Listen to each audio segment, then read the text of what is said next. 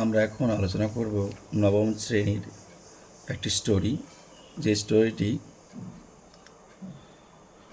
Tales of Hola grandpa, যে অনুচ্ছেদ রয়েছে টেক্সট বইয়ে। সেই টেক্সট বইয়ের শেষের দিকে অর্থাৎ এক্সারসাইজ 10-তে রয়েছে। সেই এক্সারসাইজ 10-এ বলছে রাইট এ স্টোরি, একটি গল্প লিখো উইদিন 100 ওয়ার্ডস, 100টি শব্দের মধ্যে, ইউজিং দ্য গিভেন হিন্টস, নিচের সংকেতগুলি ব্যবহার করে, give a title to the story, গল্পের একটি নামকরণ করবে। হিন্টস হিন্টস মানে সংকেত, হিন্টস মানে সংকেত। Returning from educational excursion by bus, বাসে করে শিক্ষামূলক ভ্রমণ থেকে ফেরা।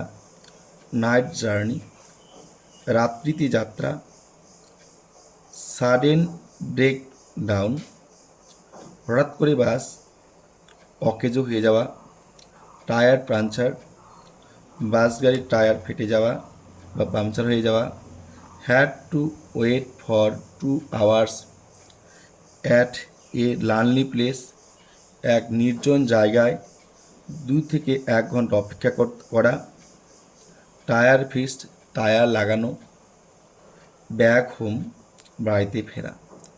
এই পয়েন্টগুলি তুলে ধরে একটা 100টি শব্দের মধ্যে গল্প লিখতে বলা হয়েছে। এই গল্পটি ক্লাস 9-এ প্রথম ইউনিট টেস্ট পরীক্ষায় খুবই কমন রয়েছে।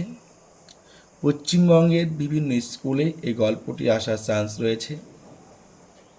এই স্টোরি অথবা প্রসেসিং এর মধ্যেই কিন্তু ক্লাস 9-এর অর্থাৎ নবম শ্রেণীতে তোমাদের এই 10 নম্বর যে প্রশ্ন হয়, এই প্রশ্নটা কিন্তু আসবে রাইটিং স্কিলের মধ্যে থেকে, হয় স্টোরি অথবা তোমাদের হচ্ছে এই প্রসেসিং।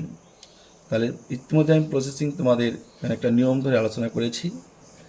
যারা সেটা দেখোনি বা পাওনি, তোমরা অবশ্যই চ্যানেল থেকে ডিসক্রিপশন বক্স দেওয়া আছে, সেখান থেকে তোমরা নিয়ে নেবে এবং সেখানে খুব সুন্দরভাবে সেটা আলোচনা করা আছে। একটা প্রসেস ধরে বাকি প্রসেসগুলো লিখতে পারবে। আর আজকে আলোচনা করছি স্টোরি। এই স্টোরিটা কিন্তু মাধ্যমিক পরীক্ষার্থী যারা রয়েছে তাদের জন্য গুরুত্বপূর্ণ, কারণ এবার কিন্তু মাধ্যমিক পরীক্ষায় স্টোরি আসেনি। তাই 2026 সালে যে সমস্ত শিক্ষার্থীরা মাধ্যমিক পরীক্ষা দেবে তাদের জন্য এই স্টোরিটা যথেষ্ট গুরুত্বপূর্ণ রয়েছে। তাই ক্লাস 9-এ যারা রয়েছে তারা তো পড়বেই, ক্লাস 10-এ যারা রয়েছে তারাও কিন্তু এই স্টোরিটা পড়বে, কারণ পরীক্ষা আসার জন্য যথেষ্ট গুরুত্বপূর্ণ রয়েছে।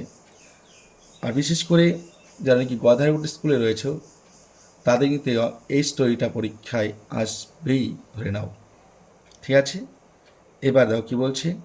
অ্যান আনফরগেটেবল নাইট, আমি এই স্টোরিটির নাম দিয়েছি অ্যান আনফরগেটেবল নাইট, একটা মনে রাখার মতো রাত, অবশ্যই রাত। এবার দেখো কী লিখেছি। লাইক এভরি ইয়ার, প্রতি বছরের মতো। লাইক এভরি ইয়ার, প্রতি বছরের মতো। দিস ইয়ার, এই বছর। অলসো আওয়ার স্কুল অ্যারেঞ্জ, এবার আমাদের স্কুল থেকে ব্যবস্থা করেছে অ্যান এডুকেশনাল এক্সকারশন, শিক্ষামূলক একটা ভ্রমণ। দিস টাইম, এই সময়ে বা এইবারে। উই ওয়েন্ট, আমরা গিয়েছিলাম ঘুরতে। টু টোটোপাড়া, টোটোপাড়াতে গিয়েছিলাম, কারণ টোটোপাড়া একটা অন্যরকম একটা ভৌগোলিক স্থান। কেননা আমাদের সমগ্র ভারতবর্ষ তথা পৃথিবীর মধ্যে এখানে একটা অন্য ধরনের মানুষের বাসস্থান রয়েছে। সেই মানুষদের জানার জন্য, দেখার জন্য কিন্তু আমরা সেখানে গিয়েছিলাম। ঠিক আছে। We were 60 including our guide, we were 60 including অর্থাৎ আমরা ছিলাম 60 জন শিক্ষার্থী। Our guide, our geography teacher, আমাদের নিয়ে গেছিল আমাদের সঙ্গে যিনি গাইড করেছেন তিনি ছিলেন ভূগোল শিক্ষক। এভরিথিং ওয়াজ ভেরি ফাইন, সব কিছুই ভালো চলছিল, সুন্দরভাবে হয়েছিল। অ্যান্ড ফাইন অ্যান্ড ফেয়ার, ভালো এবং সুন্দর হচ্ছিল।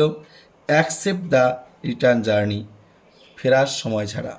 যখন ফিরছিলাম সেই সময়টা বাদে বাদে বাকি যাত্রাটা আমাদের সঙ্গে খুব ভালোভাবেই হয়েছিল।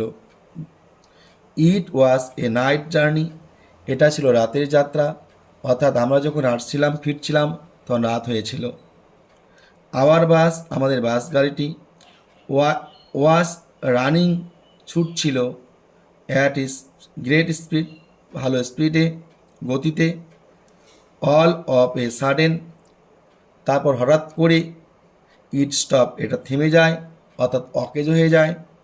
ইট ওয়াজ এ কেস অফ টায়ার পাঞ্চার, কারণ ছিল কেন থেমে যায়, কারণ এই বাস গাড়ির একটি চাকা ফেটে যায় বা পাংচার হয়ে যায়। বাট কিন্তু আওয়ার ড্রাইভার, আমাদের গাড়ির চালক, অ্যান্ড কন্ডাক্টরস, এবং যে দেখাশোনা দায়িত্বে যে কন্ডাক্টর আছে সেই কন্ডাক্টরগণ, ওয়ার অ্যাফিসিয়েন্ট এনাফ, তারা যথেষ্ট দক্ষ ছিল। দে টোল, তারা বলেছিল, আজ আমাদেরকে, টু কিপ কোয়াইট, শান্তভাবে, হচ্ছে টু কিপ কোয়াইট, শান্তভাবে, for an hour or two, দু থেকে 1 ঘন্টা বা 1 থেকে 2 ঘন্টা অপেক্ষা করতে। আমরা যাতে যেহেতু গাড়িতে সমস্যা হয়েছে, আমরা যাতে কোনো বিশৃঙ্খলা না করি, আমাদের 1 থেকে 2 ঘন্টা সময় যাতে আমরা শান্তভাবে সেখানে থাকি। The problem was of light, একটা সমস্যা ছিল আলোর। সমস্যাটি ছিল অফ লাইট, আলোর। যেহেতু they had no powerful torch, তাদের কাছে কোনো শক্তিশালী টর্চ ছিল না। Or other lighting arrangements with them, এবং অন্যান্য আলোর কোনো ব্যবস্থাও ছিল না, এটা একটা সমস্যা ছিল। বাট কিন্তু সামহাও, যেরকম কোনো রকমভাবে তারা ম্যানেজ ইট, এটা ঠিক করেছিল, এটা কাটিয়ে উঠেছিল। আওয়ার ওয়েটিং, আমাদের অপেক্ষা, in the piece black night was something Apple, অর্থাৎ আওয়ার ওয়েটিং, আমরা অপেক্ষা করছিলাম, in the piece black night, এক অন্ধকার রাতে, ওয়াজ সামথিং অ্যাপল, এবং সেটা ছিল ভয়ঙ্কর, অর্থাৎ আমাদের মনে প্রচুর ভয় পাচ্ছিলাম। বাট কিন্তু by the grace of God, ঈশ্বরের আশীর্বাদে, we ultimately came back safely, আমরা নিরাপদেই বাড়ি ফিরে আসছিলাম। তাহলে শিক্ষার্থী বন্ধুরা, এইভাবে গল্পটি তোমরা লিখবে। আশা করি এইভাবে যদি তোমরা লিখো তাহলে কিন্তু তোমরা খুব মোটামুটিভাবে 9 9.5 পেয়ে যাবে। আর মনে রাখবে, প্রতিটি বানান ঠিক লিখবে এবং ফুল স্টপের পরে প্রথম লেটারগুলো অবশ্যই তোমরা বড় হাতে লিখবে। এবার তোমাদের যদি কোনো সমস্যা থাকে, আরও যদি কোনো রকম এরকম রাইটিং স্কিল বাকি থাকে, তোমাদের পরীক্ষার জন্য কমন রয়েছে, তোমাদের স্কুল কিংবা প্রাইভেটে করানো হয়নি, তোমরা অবশ্যই আমাকে কমেন্ট বক্সে জানাবে, আমি তোমাদের উত্তর অবশ্যই করে দেব। তাহলে শিক্ষার্থী বন্ধুরা, যারা শুরু থেকে শেষ পর্যন্ত ভিডিওটি দেখেছো তাদের ধন্যবাদ, যারা খাতায় তুলে নিয়েছো তাদেরকে ধন্যবাদ। তোমরা অবশ্যই এটা ভালো করে পড়বে এবং পরীক্ষা খাতায় ভালোভাবে লিখবে, এ আশা রেখে আজকের ক্লাসটি এখানে শেষ করছি। এবং এখনও যারা চ্যানেলটি সাবস্ক্রাইব করনি, তো অবশ্যই চ্যানেলটি সাবস্ক্রাইব করে নেবে এবং পাশে থাকা বেল আইকনটি ক্লিক করে নেবে, যাতে করে আমি যখনই কোনো ভিডিও আপলোড করব তোমরা সবার আগে পেয়ে যেতে পারো। ঠিক আছে, তাহলে সবাই ভালো থাকবে, সুস্থ থাকবে। যেহেতু সামনে 2-1 দিনের মধ্যে পরীক্ষা শুরু হচ্ছে, সবাই খুব ভালো করে একান্ত মনোযোগ সহকারে পড়াশোনা করবে।